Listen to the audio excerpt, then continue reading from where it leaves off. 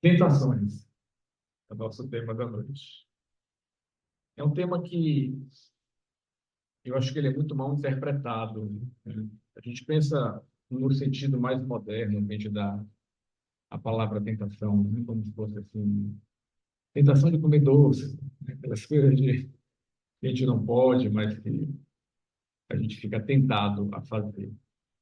No entanto, a gente vai ver aqui que no Evangelho ele tem um sentido mais profundo. Deixa eu só tentar tirar esse controle daqui.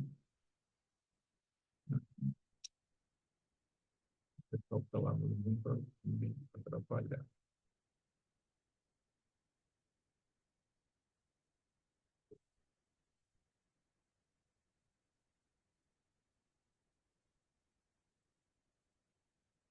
Então, a gente começa lembrando dessa frase que está na oração do Pai Nosso, né?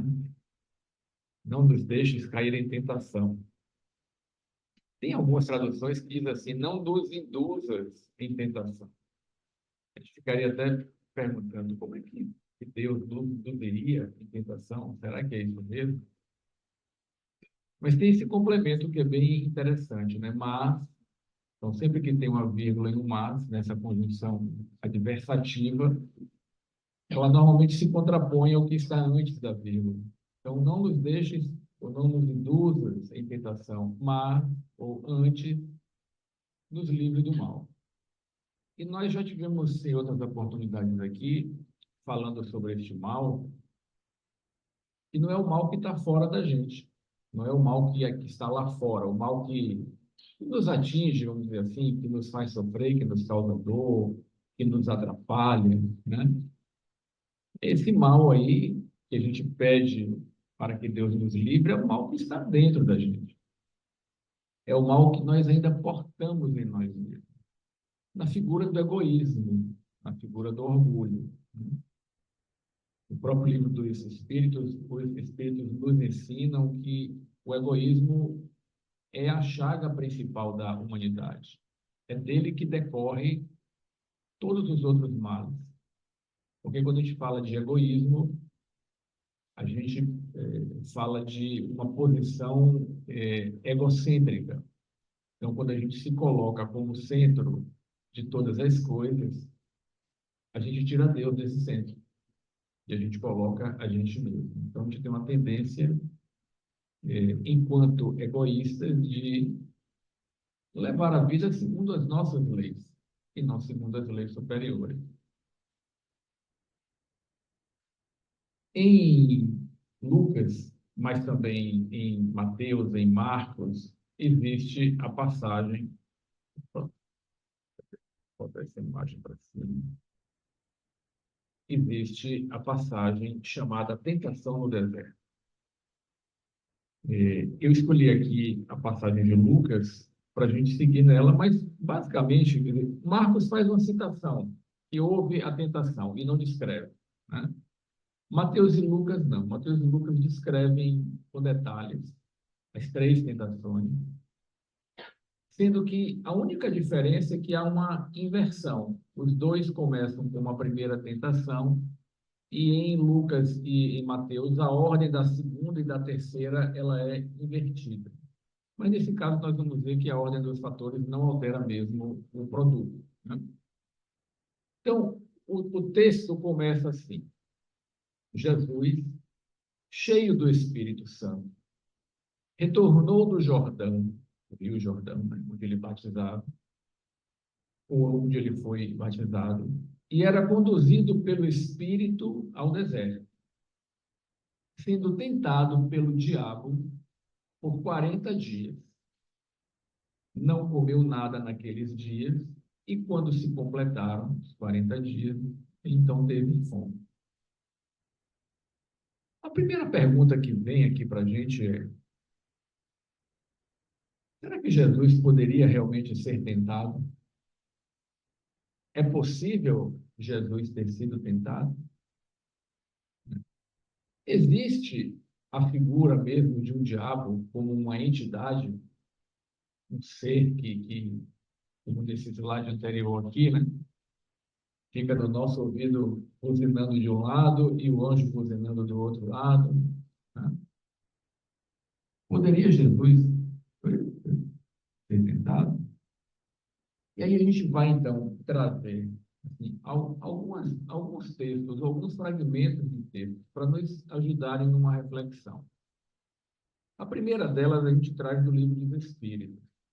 No capítulo 1º do livro 2º, o livro dos Espíritos é dividido em 4 livros. Tá? Livro 1, 2, 3 e 4.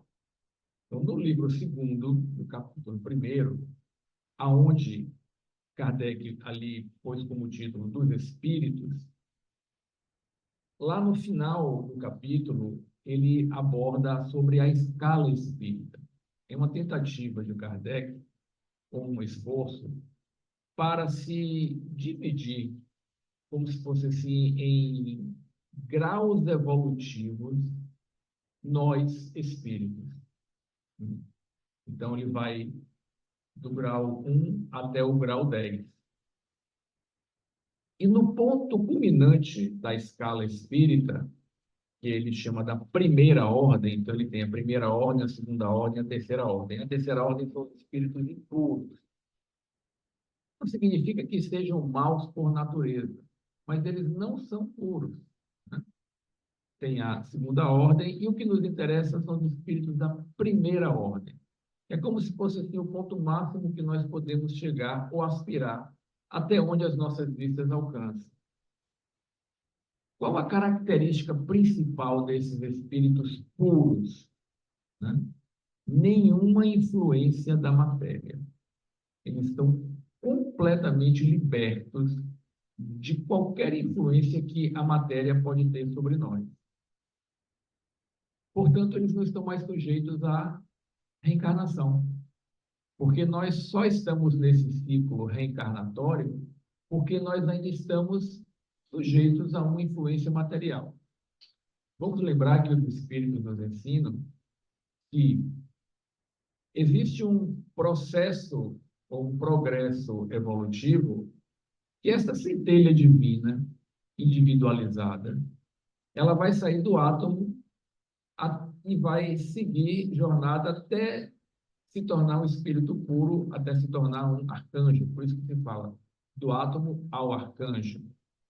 E que antes de nós chegarmos aqui e sermos criados como espíritos, essa centelha divina que nós somos, ela estagiou primeiramente no reino mineral, depois no reino vegetal, e aí são milhões ou talvez bilhões de anos em que nós vamos aprendendo uma série de movimentos, de sentimentos nesses reinos. Se nós pensarmos no nosso corpo humano, por exemplo, ele age completamente autônomo, né? A gente não pensa assim, eu vou comer alguma coisa agora e eu vou dizer assim, eu vou dar uma ordem para o meu estômago agora, ó, secrete o ácido tal. Não, a gente come e o corpo, a gente respira e como a gente não sabe, mas o oxigênio é transformado aí e circula na nossa corrente sanguínea toda. Esse circular da corrente sanguínea talvez tenha sido um aprendizado do estágio vegetal, em que a seiva percorre toda a árvore.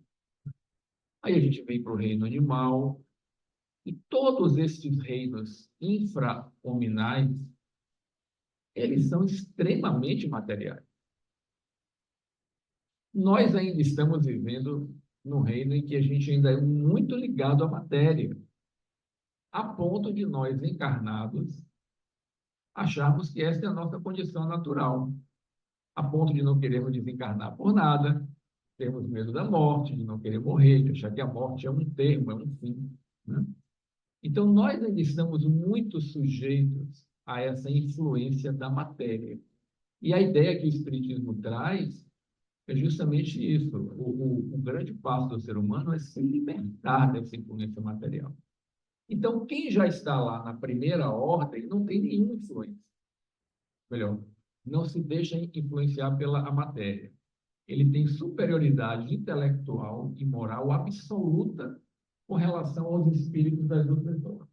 Então, supondo que existisse um ser que a gente chama de diabo, que seria, portanto, um ser inferior, ele não teria nenhuma possibilidade contra o espírito crístico, que já chegou numa condição de evolução suprema até onde a gente pode imaginar. Nesse primeiro texto, a gente já vê uma impossibilidade disso acontecer.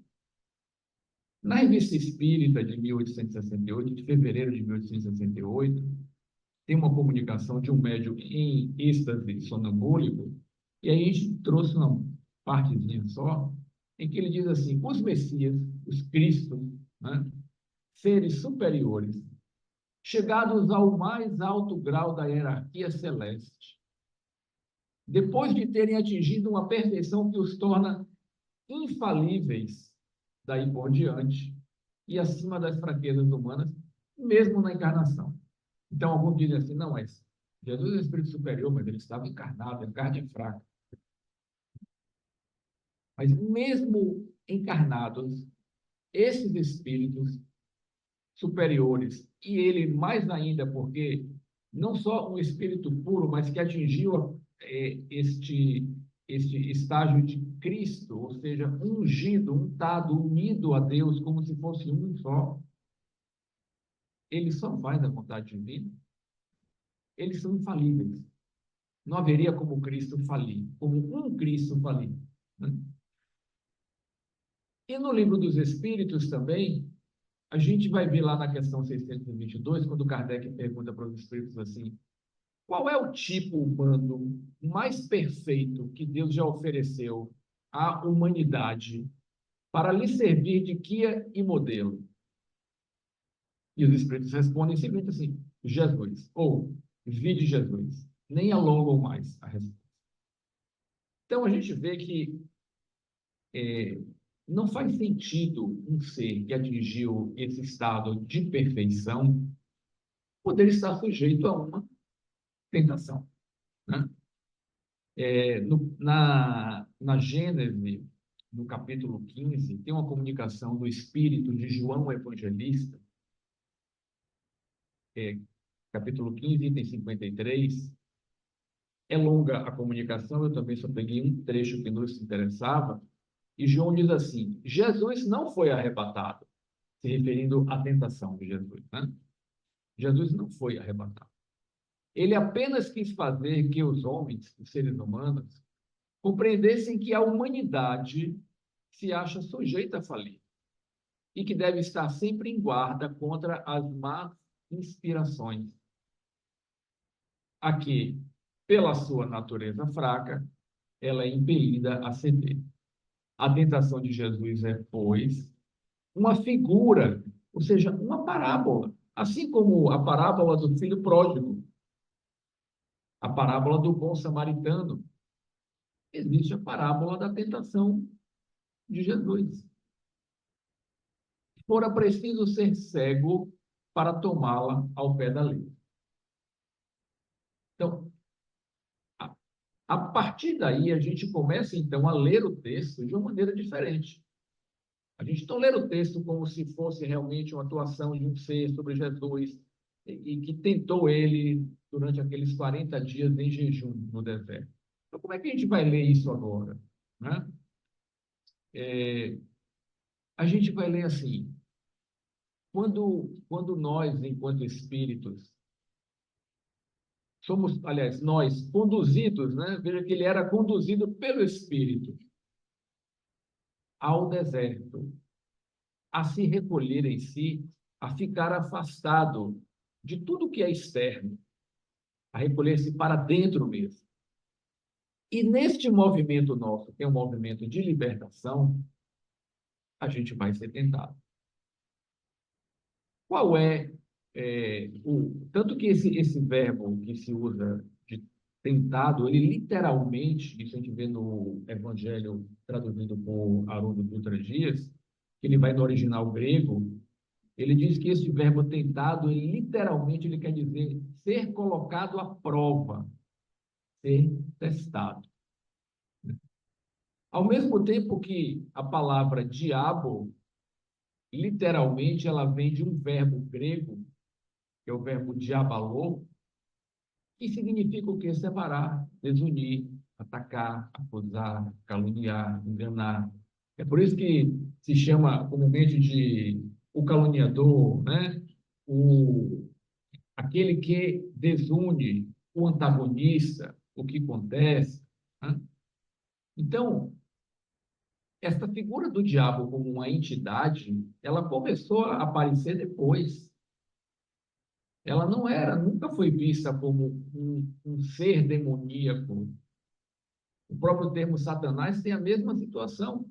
Lembrem que naquela ocasião em que Jesus estava com os discípulos, ele pergunta assim: quem que os homens acham que é o Messias?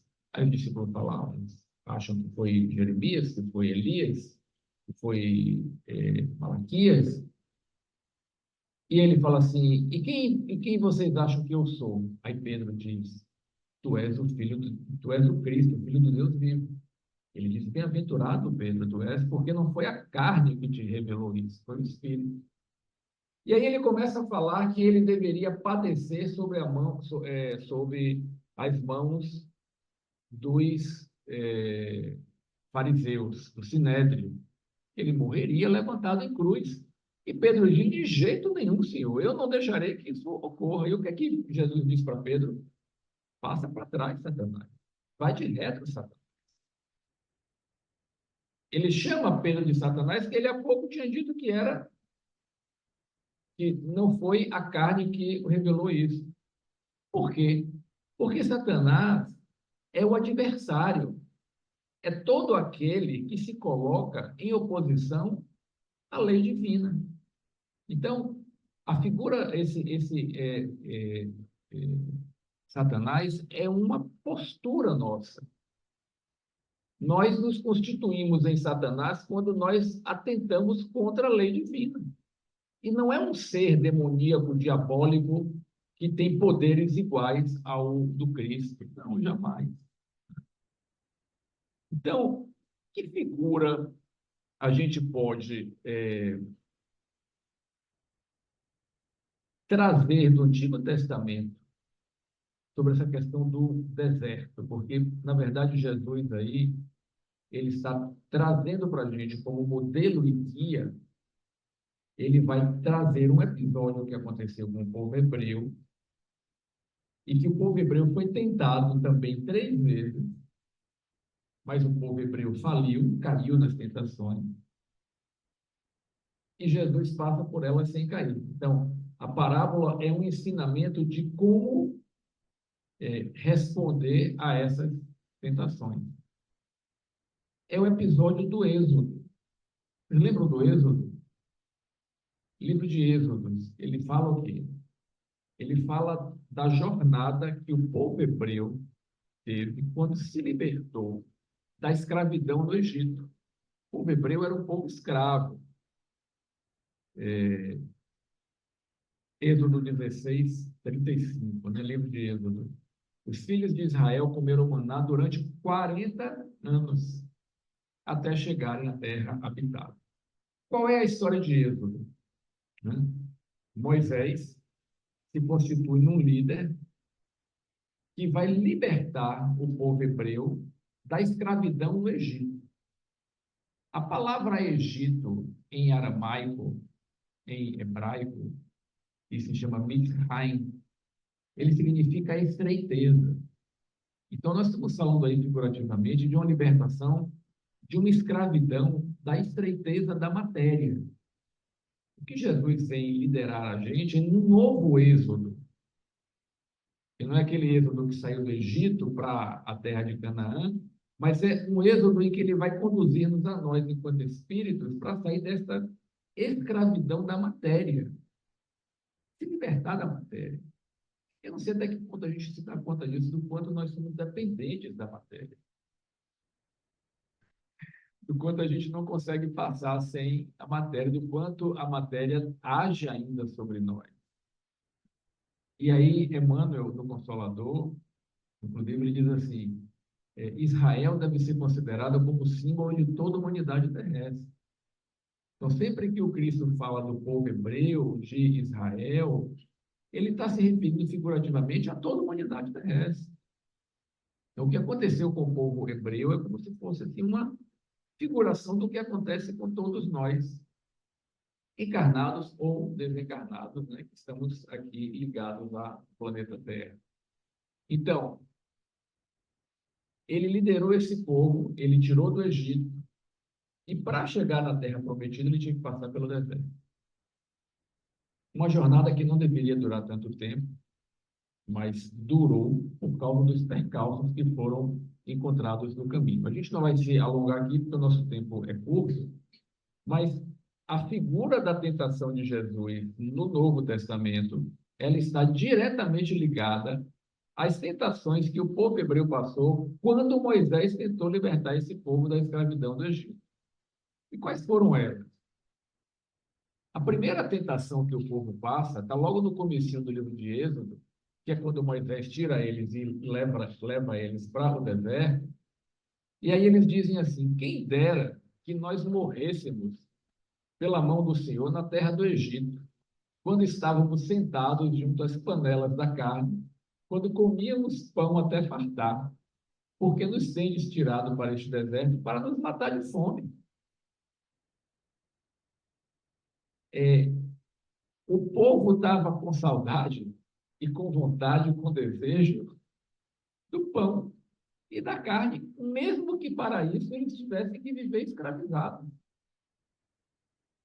Porque a passagem pelo deserto, a viagem pelo deserto, que obviamente iria ali trazer para eles muitas privações, uma delas a da fome, porque você não encontra comida farta, mas é um esforço necessário que a gente tem que fazer para chegar do outro lado, que é essa terra santa, a terra prometida, ou o estado de espírito puro. A gente não vai chegar lá sem esforço. Não tem como. Não existe almoço grátis no universo inteiro. Então chegou num ponto em que o povo disse assim: quer saber de uma coisa? Eu não quero me libertar, não. Eu prefiro ficar na minha vidinha lá. Sou escravo, mas pelo menos tem pão. Sou escravo, pelo menos com carne. Porque aqui eu estou passando fome.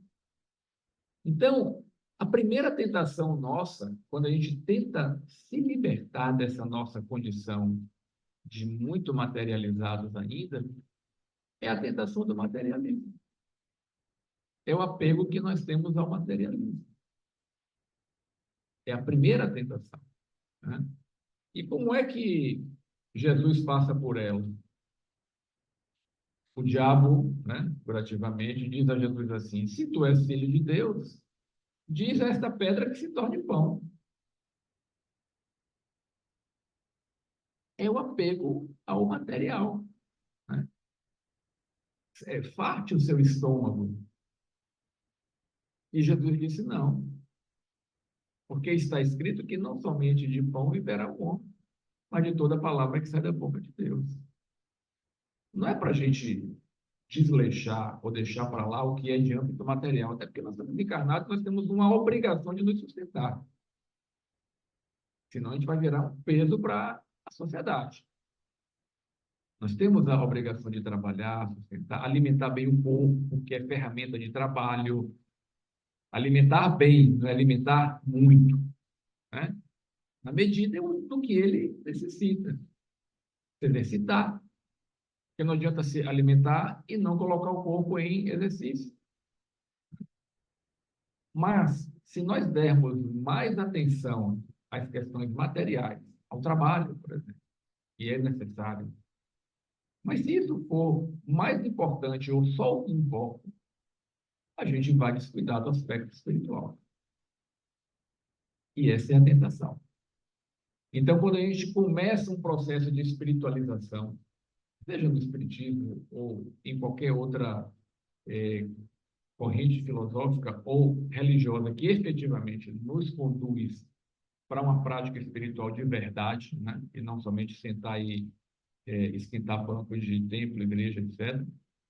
Mas sempre que a gente toma uma decisão de dar um passo num processo de espiritualização nossa, pode ter certeza que vem um monte de coisa para tirar a gente disso daí. O trabalho aumenta, ou nos são dadas novas oportunidades no trabalho, mais alvissareiras, mais convidativas. Aí a gente se sente assim, sabe? Pô, agora a coisa está indo bem. E aí já começa a tomar o tempo da meditação, da oração, da prática espiritual. A gente é tentado, a gente é testado. Diz assim, você realmente vai dar esse passo de colocar como aspecto principal na sua vida a espiritualização?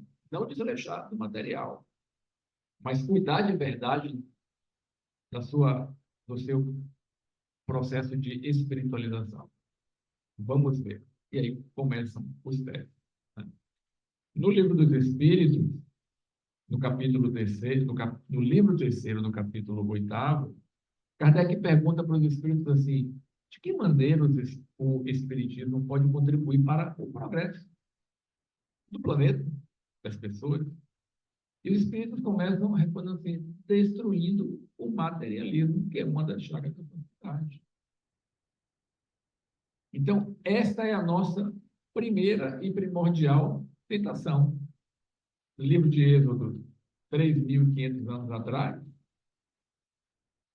3.500 não, 3.500 antes de Cristo, então 5.000 anos atrás, 4.000 anos atrás, continua para nós até hoje. Nós ainda somos testados nesse apego às coisas materiais, né? Segunda tentação,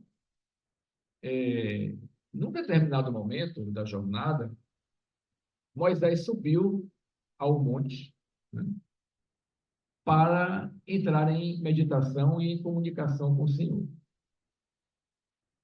E lá ele demorou 40 dias, 40, né? 40 anos, 40 dias. Só que o povo não teve paciência de esperar. E uns começaram a falar com o outro: cadê que Moisés não aparece? Onde é que ele foi? Ele vai nos deixar aqui para morrer no deserto. De novo, né? A falta de confiança na condução de um processo de libertação de uma escravidão. E o que é que eles fazem? Viram para o irmão de Moisés, Arão, e diz o seguinte: ó, a gente não vai esperar mais não. Faz um Deus aí para a gente. Todos os povos até então eram povos que tinham vários deuses. O povo hebreu foi o primeiro povo que trouxe esta ideia de um Deus único. E aí Arão cede também, pede para todos que todas as peças de ouro, brincos, argolas, anéis, etc., traz tudo para cá, funde isso tudo e faz um bezerro de ouro. Eles colocam lá: agora o bezerro é nosso líder, é nosso Deus. Vamos idolatrar o bezerro e pedir que ele nos dê algo. E a gente está aqui sozinho no deserto. E diz o texto aí, né? E o povo então aceitou-se de novo, né? Para comer e para beber. E depois se levantou para se divertir. Essa foi a segunda tentação do povo hebreu. Só depois que Moisés volta e volta irado, entre aspas, né? Qual é a segunda tentação no Evangelho de Lucas? No Evangelho de Mateus é a terceira, mas aí a gente só inverteria, né? Diz assim: após conduzi-lo para o alto, ou seja, o diabo, entre aspas, conduz Jesus para o alto de um monte, né? E ali mostrou-lhe todos os reinos do mundo habitado.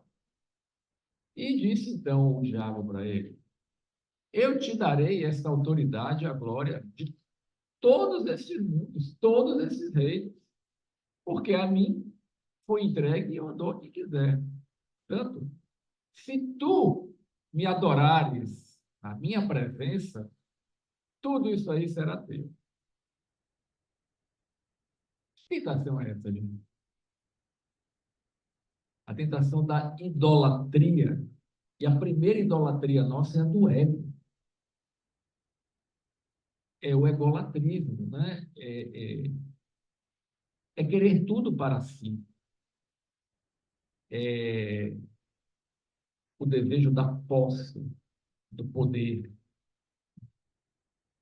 Então, essa é a segunda tentação que bate a nossa porta quando a gente começa um processo de espiritualização.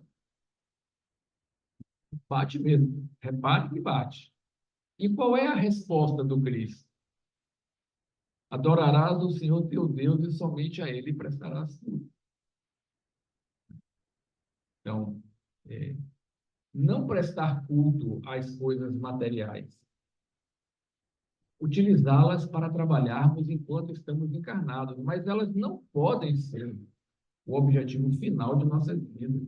Poder pode, né? Nós temos livre-arbítrio, mas nós que arquemos com as consequências depois, a gente vai continuar preso à matéria. Os nossos objetivos principais sejam de libertação disso e de ligação nossa com o divino e não com o ego. Até porque ela que nos leva para a terceira tentação. Aliás, antes aqui eu trouxe também a questão 913 do Livro dos Espíritos, que Kardec pergunta, dentre os vícios, qual que se pode considerar radical? Radical no sentido de raiz, ou seja, a raiz de todos eles, né? E aí os espíritos então dizem, já o dissemos inúmeras vezes, o egoísmo. É dele que deriva todo o mal. O egoísmo é incompatível com a justiça, com o amor e a caridade. Ele neutraliza todas as outras qualidades. É impossível ser caridoso e egoísta ao mesmo tempo. Porque a gente tem uma falsa caridade, do tipo assim, um certo altruísmo, né? Vamos ali colaborar, etc. Mas enquanto não eliminar o egoísmo, efetivamente a gente não tem aquela caridade do bom samaritano, que quando passa pelo sujeito caído na terra, ele não pensa duas vezes. Nenhuma vez ele pensa. Ele simplesmente desce do cavalo e vai ajudar, o cabelo, né? Não sei, e vai ajudar aquele ser. Ele é todo dado. Aí vem a terceira tentação, que também, num determinado momento, o povo hebreu quer dar ordem, né? Então, vira para Moisés e diz assim, eu quero dar-nos água para beber. A ponto de Moisés dizer o seguinte, mas vem cá, por que vocês estão brigando comigo? Por que vocês estão tentando o Senhor? Né? E aquele local foi chamado de Massá e Meribá, ou seja, significa provação e contestação, por causa da contenda, né, que os filhos de Israel, porque tentaram o Senhor dizendo, esse Senhor está mesmo no meio de nós ou não? Esse Senhor que tanto se fala, ele está mesmo junto conosco? Se está, me dá água para beber. Então, isso tem a ver também com o egoísmo, mas é o derivativo do egoísmo, que é o orgulho. E se sente melhor e superior a todos. Então, a terceira tentação de Jesus que ele passa, é, ele é ele vai a Jerusalém, é levado a Jerusalém e o coloca ali no ponto mais alto do templo, no pináculo do templo. E diz assim, ó, se você é realmente filho de Deus, né? Como dizem que é, lança-te daqui para baixo, porque está escrito que ele dará ordens aos seus anjos a teu respeito para te guardar e sobre as mãos irão te suster, para que não tropece de nenhuma pedra. Isso é um salmo. Salmo 91, versículos 11 e 12. E Jesus dito, está dito, não tentarás ao Senhor teu Deus.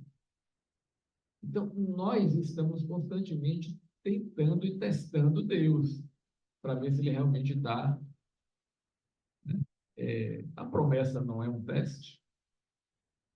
Se eu alcançar essa graça, se eu alcançar essa graça, eu, em retribuição, lhe dou. Deus quer alguma retribuição da gente nesse sentido? Mas é um teste, entendeu? Porque quem confia mesmo diz, meu Deus, este é o meu desejo, mas seja feita a tua vontade. Se for para o meu bem, que se faça. Se não for para o meu bem, que não se faça. E tudo bem. E sigo adiante. Quem é que normalmente pensa assim, né? E diante de uma situação difícil, ao invés de pedir a sua vontade, pede que seja feita a tua vontade. Então, essas três tentações, que seriam assim, as três tentações maiores, e delas derivam todas as outras, né? São as que estão batendo em nossa porta até hoje. A gente encarna, desencarna, encarna, desencarna, encarna, desencarna. E a gente está vendo as voltas, tudo bem, graças a Deus a gente vai evoluindo, né? Mas talvez ainda não tenhamos aberto os olhos para isso. A gente vai dar um passo significativo se a gente realmente decidir abrir mão do nosso ego. O Bhagavad Gita diz que o ego é um péssimo senhor, mas é um excelente servo. Então, colocar o ego a nosso serviço e não nós estarmos a serviço do ego. O jejum, em tese, serviria para isso. Eu vou jejuar não para fazer penitência, mas eu vou jejuar para não ficar às ordens da matéria. Eu vou ter fome, eu não vou comer, porque eu sou mais forte do que ela, né? Então, essas três tentações. Mas, bom, para a gente não ficar só na filosofia, né? Aliás, aqui tem também. Eu sempre trouxe uma questão do livro dos Espíritos para contextualizar, porque, gente, todas as ocasiões e circunstâncias em nossas vidas tem uma passagem do livro dos Espíritos que está relacionado a ela. É só garimpar. Por isso que a gente estuda aqui, né? No livro segundo, no capítulo 1, Kardec pergunta assim: depende dos espíritos, ou seja, depende de cada um de nós, apressarem o seu progresso rumo à perfeição, e o nosso objetivo é a perfeição relativa, né?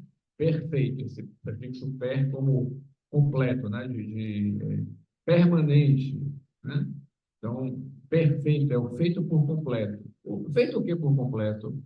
Atingiu ao máximo que o ser humano pode atingir, se libertou da matéria. Nós estamos nessa jornada. E a gente está a milhares, talvez centenas de milhares de encarnações que nós já tivemos. Ele diz assim: depende da gente acelerar? E os espíritos respondem: sim, certamente. Eles, ou seja, nós, né, alcançam mais ou menos rápido esse estado de perfeição, conforme o nosso desejo e a nossa submissão à vontade divina. Quando é que a gente vai deixar Deus estar no controle de nossas vidas? Quando que a gente vai realmente depositar confiança, a verdadeira fé, que é fidelidade, a ação divina em nossas vidas?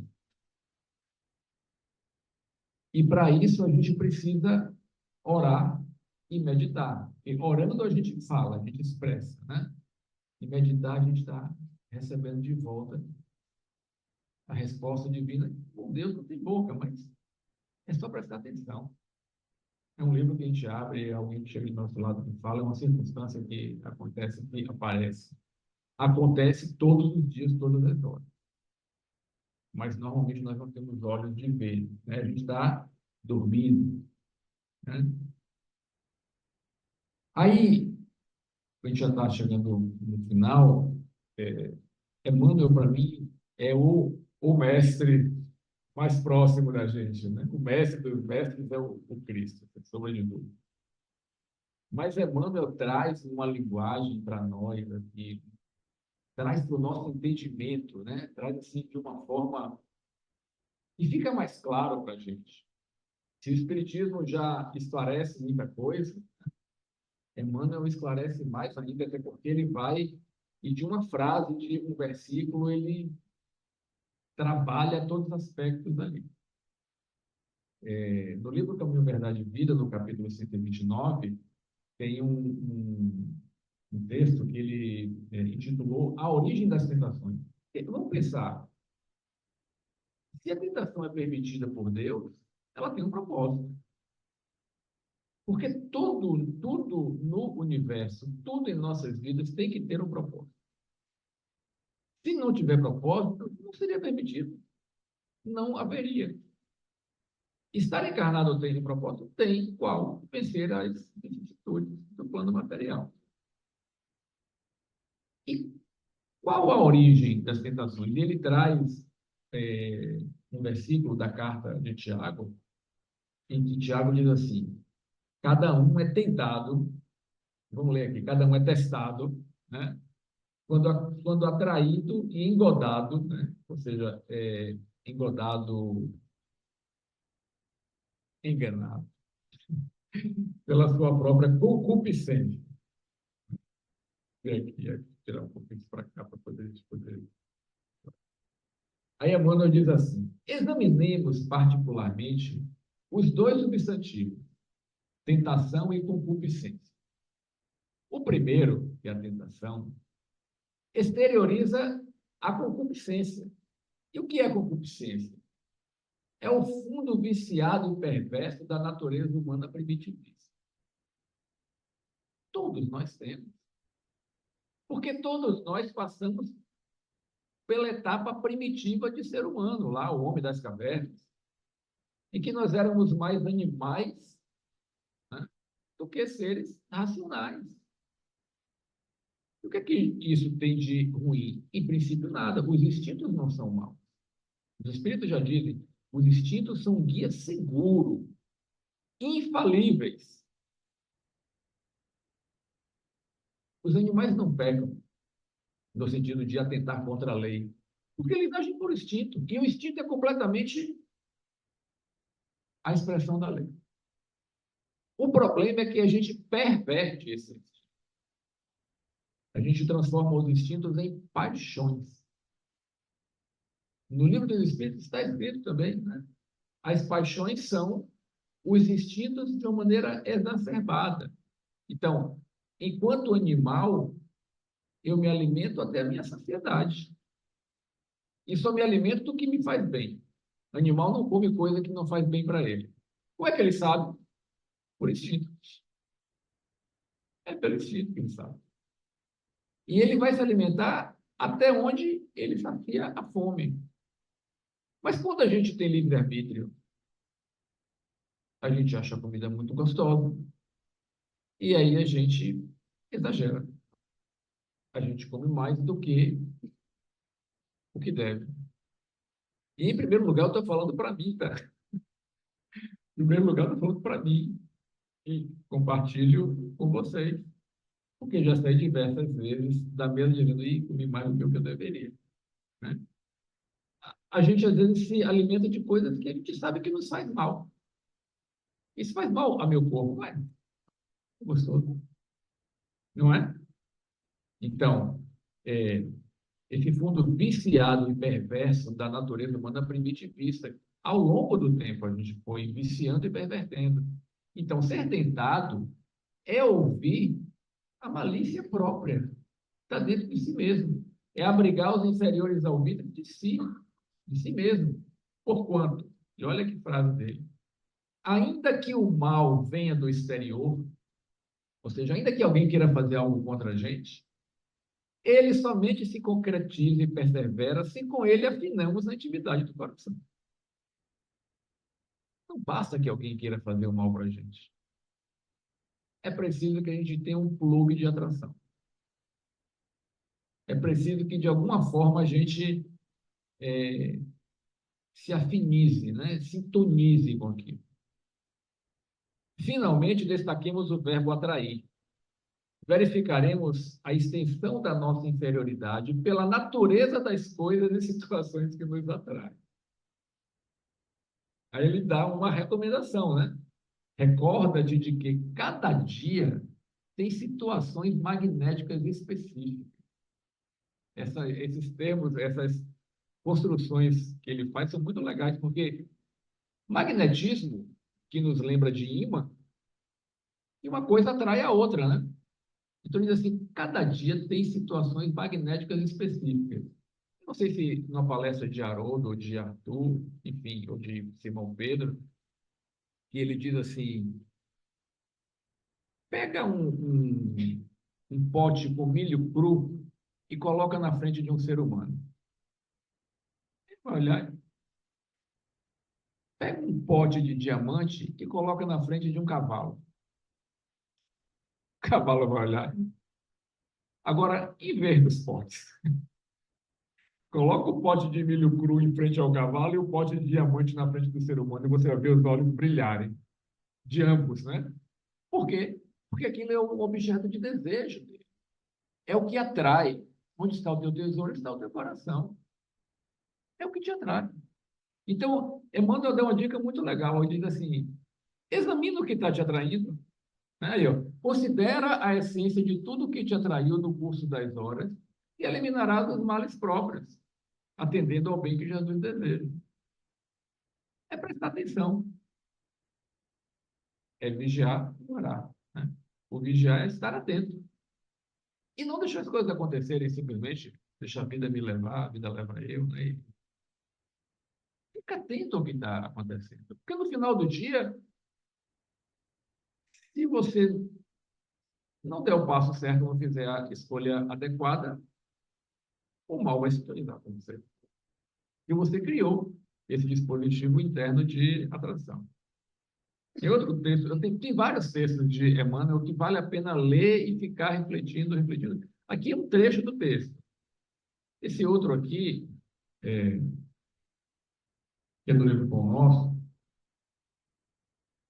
ele também pega da epístola de Tiago, né? Bem-aventurado o homem que sofre a tentação. Ele diz, contra o nosso anseio de claridade, nós temos milênios de sombra. Então, assim, uma parte de nós se esforça por nos iluminar, né? Mas tem um passado aí, né? Tem um passado grande de sombra que ele se levanta. Ele atrai a gente. Então, antepondo-se a mais humilde aspiração de crescer no bem, vigoram os séculos em que nos comprazíamos no mal. Graças a Deus, a gente não lembra de nada, tá, gente? Tem gente que diz assim, mas por que eu devia me lembrar? Não sabe o que está dizendo. Porque se a gente se lembrasse de metade, 1% das coisas, a gente já ia balançar. E por que a gente não lembra? Para ver se a gente começa do zero de novo e ver se dessa vez dá certo. Mas a gente tem que ter essa consciência. Então, assim, quando eu tento e eu não consigo, eu não posso largar de mão e dizer, eu sou fraco mesmo. Não, porque ainda está forte a tentação. Né? Eu disse várias vezes aqui o que Chico Xavier dizia de tentação. Né? Tentação é como estar fugindo de um cachorro bem grande. Estou fugindo dele, mas estou doido que ele me alcance. Eu estou fugindo, mas quero que ele chegue. Né? E aí, no livro Rumo Certo, num texto chamado Tentação e Virtude, reforçando, né, o que a gente tem dito aqui, Emmanuel diz assim, cada um de nós, onde esteja, é examinado pela vida superior nas tendências inferiores nas quais já faliu em existências passadas. Então, a tentação, ela tem uma ligação direta com as nossas falências em vidas anteriores. Porque cada vez que a gente vai reencarnar, a gente faz uma programação. Às vezes a gente tem mais autonomia, às vezes a gente tem menos autonomia, mas a gente sempre tem alguém superior a gente que nos ajuda nessa programação, como um pai espiritual, uma mãe espiritual, como o espírito protetor da gente, aquele que avaliza, né, a nossa reencarnação. E a gente faz uma programação que diz assim, bom, agora eu acho que eu tenho condições de lidar com tal aspecto que eu falhei nas últimas 10, 20, 30 encarnações. Aí aquilo vem com uma programação reencarnatória nossa. A gente passar por aquela situação em que quando nós estávamos no êxodo, a gente faliu. E agora, seguindo o exemplo do Cristo, né, modelo e guia, eu quero ultrapassar. A tentação, ela virá necessariamente. para saber se efetivamente a gente já conseguiu. Apenas conseguiremos a vitória sobre nós mesmos quando repetirmos as operações do bem sobre o mal que nos procure, tantas vezes quantas sejam necessárias. E mesmo além do débito pago da mancha extinta. Não é castigo, é porque assim, ó, a repetição é a base do aprendizado. Quanto mais a gente repete, se você lê um texto 10 vezes, você vai aprender mais sobre esse texto do que se você ler uma vez só. Então, se você passar por uma situação 10 vezes, você vai aprender mais do que passar por uma situação uma vez só. Então, fácil por isso reconhecer que, sem o toque da tentação, a virtude realmente não aparece. Virtude vem de virtus, é força, força para resistir a algo. Jesus era virtuoso? Não. Jesus não precisava mais de força para nada. Tudo dele era completamente espontâneo. Ele era bom por natureza e a árvore boa só tem bons frutos. Ele não precisava se esforçar para perdoar alguém, para ajudar alguém, para ter compaixão de alguém. Não, era da natureza dele. Egoísmo zero. O meu manjar, ou seja, o meu alimento é fazer a vontade de meu pai. Foi isso que ele falou para o discípulo dele ali próximo do poço do encontro com a samaritana. Então, ele veio para cumprir a vontade de Deus. Nós estamos cumprindo mais a nossa. Né? De vez em quando a gente para ouvir um pouquinho a vontade de Deus. Então, toda a inocência será levada hoje, amanhã ou depois ao cadinho da luta. Porque senão, inocência é o não nocivo, é o inocere, né? Aquele que não é nocivo. Mas se não for levado à luta, vai permanecer como flor improdutiva. Né? Um vaso lindo, uma flor linda, mas não tem perfume, não dá fruto, não faz nada. É inútil. A gente vai ter que sair da condição de ingenuidade para a maturidade. E aí, nisso daí, nós seremos tentados e testados. Por último, né? Vigiar e orar para que não entreis em tentação. O espírito está pronto, mas a carne é ou está. Pode ser traduzido das duas maneiras. Fraco. Então, esse vigiar aí, e que vem antes de orar, né? Porque na vigília, ou estando atento, desperto, aceso, eu consigo perceber o que é que me atrai. Eu consigo perceber aonde é que eu estou tropeçando. E uma vez percebendo isso, aí eu vou orar. Meu Deus, me ajuda nesse aspecto. É aqui que está difícil ultrapassar. É aqui onde eu não consigo abrir mão, onde eu estou apegado, onde eu estou caindo, falindo. Cada um de nós tem a sua história. E quase todos temos muitos tons e aspectos de orgulho, de egoísmo, né? É natural, porque nós estamos em curso. A mensagem que ficou para mim desse tema foi assim: acorda, desperta. Você já sabe que erra, já sabe que tem um fundo viciado. Começa a trabalhar isso, porque senão vai desencarnar e vai encarnar de novo com as mesmas provas. Porque a gente só vai obter novas provas quando a gente conseguir vencer as que a gente tem. A gente não dá conta de muita coisa, né? O frio é dado de acordo com o cobertor. Jamais, não tem provas em nossas vidas que sejam superiores ao que a gente pode suportar. Às vezes a pessoa diz assim, poxa, está muito pesado, eu não aguento isso. Aguento. Se foi permitido pela providência divina passar pela situação, por mais difícil que seja, aguento. A gente não vai carregar a cruz de Jesus. Deixa eu terminar, mas as nossas cruzes, que são os nossos deveres, com as situações que a gente passa, essas a gente tem condição de carregar. E aí, na hora que estiver difícil, meu Deus, meu anjo de guarda, né? Doutor Aristides, doutor Bezerra, Paizinho Francisco de Assis, meu Deus, Cristo, Jesus. Porque quando a gente para e se dispõe realmente a fazer uma prece sincera, não é Pai Nosso que está no céu, não, é conversar mesmo. E a gente se coloca de todo ali, né? E essa prece deveria ser feita sempre, não só nos momentos difíceis, mas nos momentos felizes também, né? Meu Deus, estou tão alegre, tão feliz, será que está tudo bem mesmo? Né? Me mostra aí se não tem alguma coisa que eu não estou vendo e que... Né? Ou, muito obrigado, foi tudo muito legal. Mas não me deixe desviar do caminho. Sempre que desviar, me recoloca.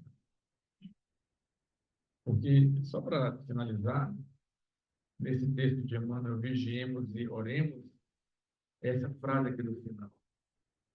Mais vale chorar sobre os aguilhões da resistência do que sorrir sobre os narcóticos da queda. Então, é melhor a gente ultrapassar uma prova chorando, mas suportando ela, do que escapar dela e sorrir sobre os narcóticos, né? Drogas que anestesiam a nossa consciência. E mais tarde a gente sabe o que é a consequência da droga. Eu entendi.